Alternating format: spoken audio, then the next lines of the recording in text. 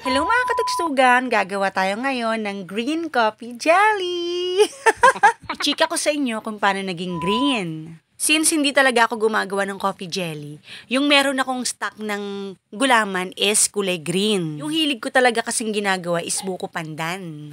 Kasama ko nga palang gumawa nito yung dalawa kong pamangkin. Nandito sila ngayon sa Laguna. At nag-crave sila sa coffee jelly. Kaya lang, ayaw naman nilang bumili sa tindahan ng gulaman for coffee jelly. So, kung ano na lang nandito sa bahay, yun na lang gagawin naming gulaman. Kulay green. Saan ka pa? Saan ka nakakita ng ganito? Kulay green na coffee jelly. Kulay lang naman yung nagbago sa gulaman. So, ganun pa rin naman magiging lasa niyan. 2 sachet nga pala ng green gulaman yung niluto namin.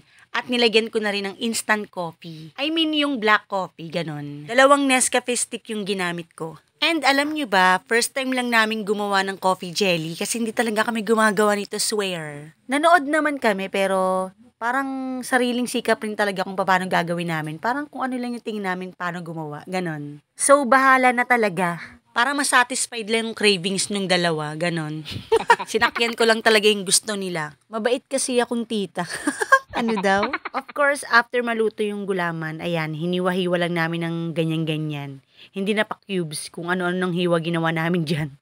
Yung lasa naman yung importante, di ba? So, ayan sa Ate Clemmy, seryosong-seryoso, tsaka sa Ate Casey. So, ayan, pinaluto ko na nga kay Casey yung 3-in-1 coffee. Ayan yung magsisilbing sabaw ng ating coffee jelly. Hinalo-halo nga lang niya yan hanggang sa matunaw yung ating 3-in-1 coffee din sa water. So habang inahalo niya nga yan, ito namang si Ate Clemmy, nag-crave talaga dito sa Tubo, dito sa Laguna, sabi niya, kaya daw siya pumunta rito, gusto niya rin daw matutunan. Gusto niya rin matikman yan, hindi pa raw siya nakakatikim.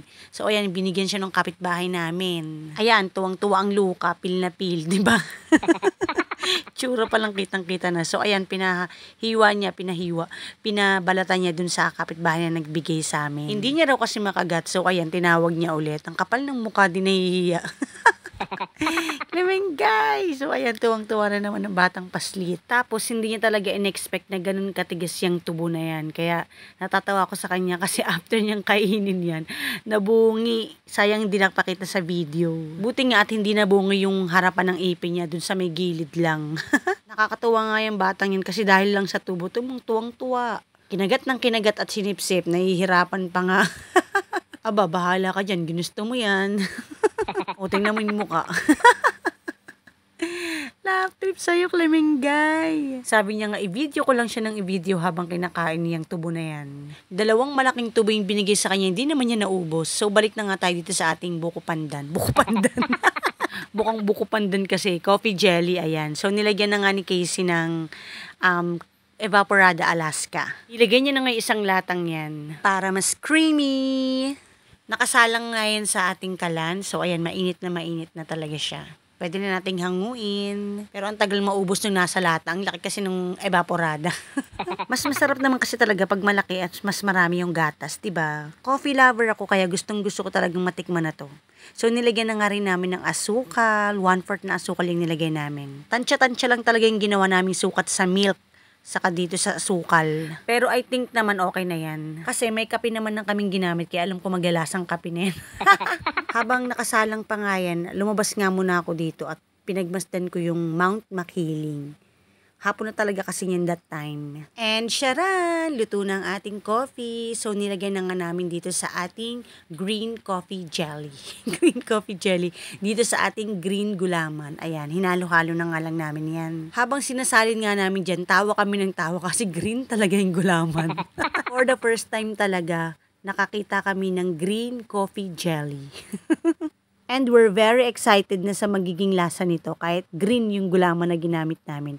Kasi as is naman, yun pa rin magiging lasa nito, di ba? Although green yung gulaman, yun lang naman yung nagbago dyan, yung gulaman. Si Ate Clemmy gusto nang kumain yan, hindi pa nga malamig. Sabi namin, lalagay muna namin sa ref. Aba, okay lang daw kahit hindi pa daw malamig, kakainin niya na daw. Excited.